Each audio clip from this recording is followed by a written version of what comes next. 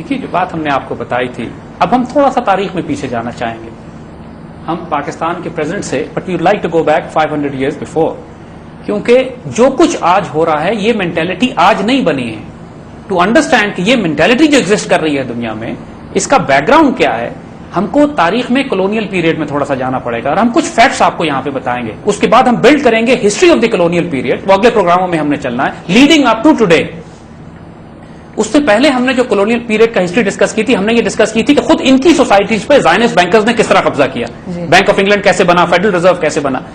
آج ہم اس تاریخ کی طرف آئیں گے کہ جب دنیا پر انہوں نے 500 سال پہلے جب قبضہ کرنا شروع کیا تو انہوں نے کیا رویہ اختیار کیا، تاکہ آپ کو یہ اندازہ ہو کہ جو آج یہ کر رہے ہیں کوئی غیر معمولی نہیں ہے. یہ 500 سال سے یہی کرتے چلے آ رہے ہیں، پوری دنیا میں قتل و غارت اور تباہی اور بربادی ان کا ایک شیوا رہا ہے. جو نیکسس جس کی ہم بات کر رہے ہیں، دیکھیے ایک بات سمجھیے گا، اس سارے فساد کی بنیاد اور فنڈامنٹل جو ہے وہ زائنسٹ بینکرز ہیں. ایک طرف وہ برٹش امپائر کو فائنانس کیا کرتے تھے، جو ہم نے ڈسکس کی تھی بات کہ برٹش امپائر مقروض تھی زائنسٹ بینکرز. بالکل یہ کہنا چاہتی کہ پہلے برٹش امپیریلزم تھا، اب نیو امپیریلزم جو ہے وہ امریکہ کو ہم کہتے ہیں. تو بیسیکلی ان کے پیچھے there has to be someone جو common factors are the Zionist bankers جو برٹش امپائر کو قرض دیا کرتے تھے. روتھشائلڈز کہا کرتا تھا کہ برٹش امپائر پر سورج نہیں ڈوبتا اور میں برٹش امپائر کو کنٹرول کرتا ہوں. یہ بات ہم نے ڈسکس کی ہے.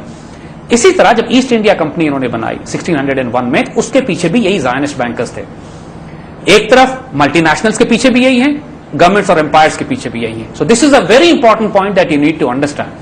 یہ فیکٹ آج بھی تبدیل نہیں ہوا ہے. ناؤ دوسری بات جو بڑی انٹرسٹنگ ہے، جو سمجھنے اور نوٹ کرنے کی ہے، کہ زائنسٹ یہودی ہمیشہ کرسچن ورلڈ کو استعمال کرتے رہے ہیں پوری دنیا میں تباہی برپا کرنے کے لیے اور اپنے مقاصد کی تکمیل کے لیے. دوسرے لفظوں میں عیسائیوں کو بیوقوف بناتے رہیں گے. میں اس کی مثال صلیبی جنگوں سے دوں گا آپ کو. صلیبی جنگوں میں جو نائٹس تھے، ٹیمپلر نائٹس اینڈ ہاسپٹلر نائٹس، جو لیڈ کرتے تھے پرائمریلی، اور جب بیت المقدس کے اوپر عیسائیوں نے قبضہ کیا تو بیت المقدس پہ حکومت جس کی بنی تھی وہ فری میسن زائنسٹ تھے. اسی جس طرح آج اسرائیل بنا تھا، اسرائیل بنانے کی اٹیمپٹ انہوں نے کچھ صلیبی جنگوں میں بھی کی تھی. لڑنے والے اور مرنے والے عیسائی تھے. پوری عیسائی دنیا میں کروسیڈز کے نام پہ ایک طوفان برپا کیا گیا تھا. لاکھوں فوجی عیسائی دنیا سے آتے تھے. تھوڑے سے ٹیمپلر نائٹس لیڈ کرتے تھے ان کو، اور مقصد ان کا یہ تھا کہ عیسائی دنیا کو مسلمانوں سے ٹکرا کر بیت المقدس پر خود قبضہ کر لیں. ایگزیکٹلی یہی اب ہوا ہے کہ عیسائیوں کو مسلمانوں سے لڑوا کر، امریکن فورسز ہے نا مسلمان دنیا میں، پوری دنیا میں جو جنگ مسلمانوں کی ہے وہ امریکنز کے ساتھ اور عیسائیوں کے ساتھ ہو رہی ہے. ان کو چلانے والے زائنسٹ یہودی اور فری میسنز ہیں. یہ آج کی تاریخ نہیں ہے. میں نے عرض کیا نا کہ کئی 100 سال سے اس سلسلہ ان کا پیٹرن یہی چلا آ رہا ہے. ایسٹ انڈیا کمپنی کے پیچھے بھی یہی تھے، بینک آف انگلینڈ کے پیچھے بھی یہی بینکرز تھے. ان کا جو اگلا نیکسس بنتا ہے وہ کیا، انہوں نے ایک نئی ٹرم ایجاد کر دی جس کو جوڈو کرسچن سیولائزیشنز کہتے ہیں. دیکھیے تاریخ میں کبھی بھی یہ ٹرم موجود نہیں تھی. ہمیشہ یہ جوڈک سیولائزیشن تھی، یہودی تہذیب تھی یا عیسائی تہذیب تھی. عیسائی تو یہودیوں کو قریب نہیں آنے دیتے تھے. جہاں کہیں ان کو یہودی نظر آتا تھا اس کو اپنی مار مار کے نکالتے تھے. یعنی رومن کیتھولک چرچ نے تو کبھی یہودیوں کو معاف ہی نہیں کیا. یہ انسانی تاریخ میں پہلی دفعہ ہوا، عیسائیت کی تاریخ میں پہلی دفعہ ہوا. جو رومن کیتھولک چرچ کی پاور کو ویک کیا گیا بائی انٹروڈیوسنگ پروٹیسٹنٹزم، اس کے پیچھے بھی کیا یہی ایلیمنٹ تھے؟ ایگزیکٹلی یہی ایلیمنٹ تھے. مقصد یہ تھا کہ کسی طریقے سے رومن کیتھولک چرچ کا جو غصہ ہے عیسائیوں کے خلاف، یہودیوں کے خلاف، اس کو ڈائلیوٹ کیا جائے.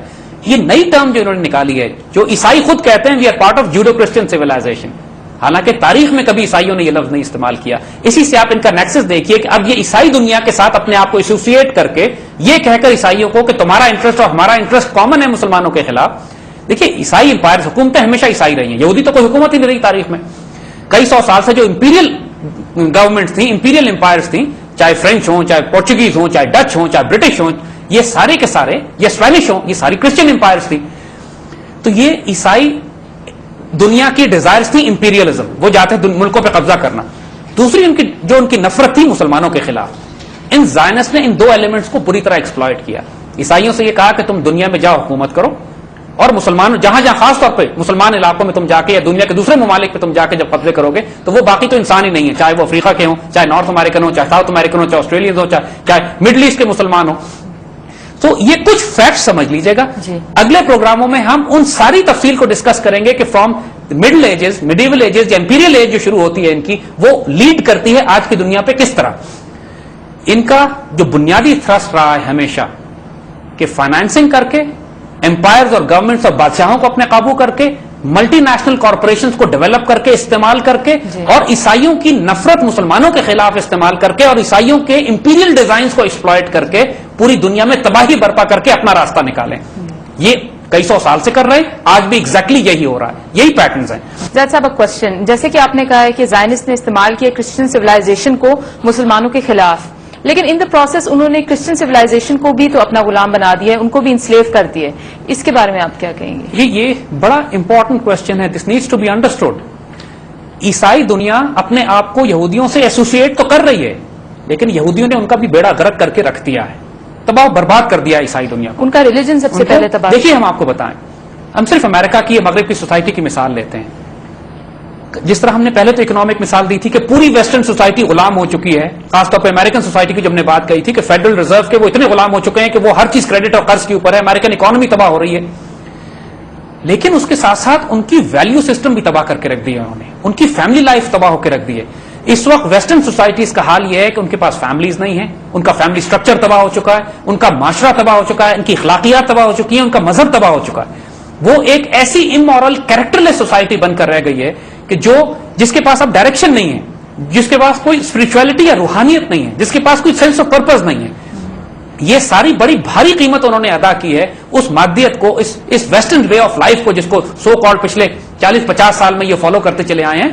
اور اس کی اس براہ راست اس ویسٹرن سوسائٹیز کی تباہی کا نتیجہ یہ ہوا ہے کہ مغربی معاشروں میں یہودیوں کے خلاف نفرت بڑھنا شروع ہو گئی ہے. یہ ایک عجیب و غریب فینومینا ہے, یعنی اینٹی سیمیٹزم جسے یہ کہہ رہے ہیں.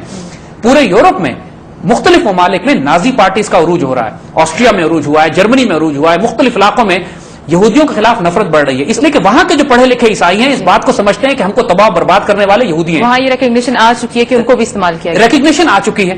اب یہودیوں کا یہ پرانا طریقہ رہا ہے کہ جب عیسائی یہودیوں کے خلاف اٹھنا شروع کرتے ہیں, یہ عیسائیوں کی توجہ مسلمانوں کی طرف کر دیتے ہیں. جی, اس کی ہم اگلے پروگرام میں پوری تفصیل ڈسکس کریں گے. It's a fascinating question, it needs a very serious analysis کہ آج کیا وجہ ہے کہ عیسائی دنیا مسلمانوں پر چڑھتی چلی آ رہی ہے. اس کی وجہ یہ ہے کہ عیسائی دنیا میں یہودیوں کے خلاف نفرت بڑھ رہی ہے.